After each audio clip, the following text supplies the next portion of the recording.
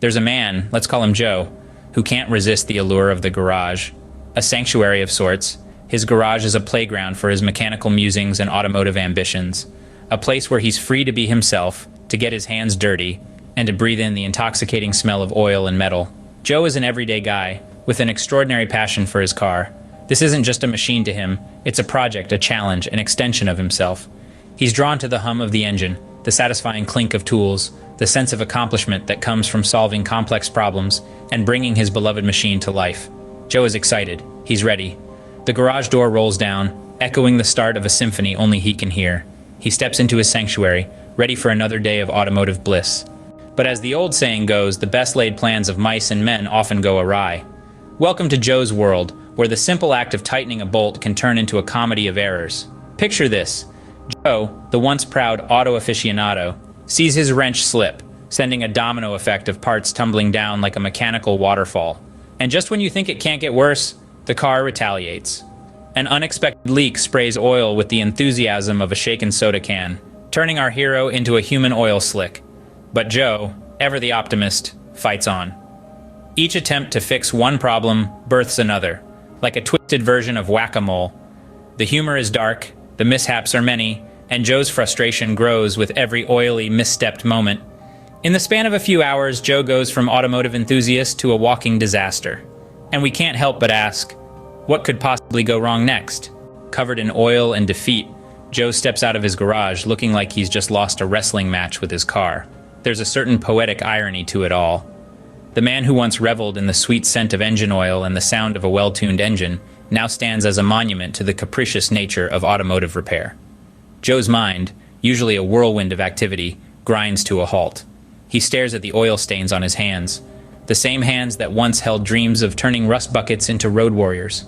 Now, they only hold the grim reality of a Saturday afternoon gone awry. He had always found a certain solace in the hum of the garage, the metallic symphony of tools against machine, but today, the garage echoed with the hollow laughter of his own overconfidence. The more he pondered, the louder the echoes seemed to grow. It was as if the garage, the car, even the oil-streaked tools, were all in on some cosmic joke, and Joe was the punchline.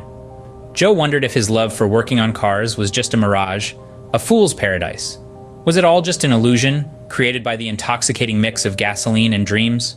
Or was it something deeper, a primal connection to the machine, an echo of mankind's eternal struggle against the elements? Maybe he was just a glutton for punishment.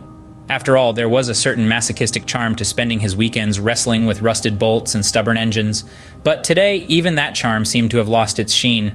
And so Joe stood there, alone in his garage, a battleground of man versus machine. His once pristine sanctuary now looked more like the aftermath of a particularly brutal episode of Robot Wars. Was he losing his sanity, Joe wondered, or was he just finding it? After all, nothing quite brings clarity like a good old-fashioned existential crisis in the middle of automotive carnage. As the sun sets, Joe looks at his oil-streaked reflection in the car window and wonders if he's lost his mind. There's a certain clarity that comes with defeat, a moment of truth that forces us to question our choices. Now, meet our protagonist, Joe, a man smeared in oil, a symbol of his recent automotive catastrophe. He stands there in the belly of his once-beloved garage, questioning the very fabric of his life decisions. What is it about this hunk of metal, nuts, and bolts that keeps him coming back for more, despite the constant heartbreak? Is it the allure of the open road, the satisfaction of a job well done, or simply the masochistic pleasure of a knuckle busted open on a stubborn bolt? Ah, the existential crisis of a grease monkey. It's a dark humor that only those who have experienced the frustration of a stripped screw or a seized engine can truly appreciate. As Joe gazes at his reflection in the car window, he wonders, is the love for my car worth the pain?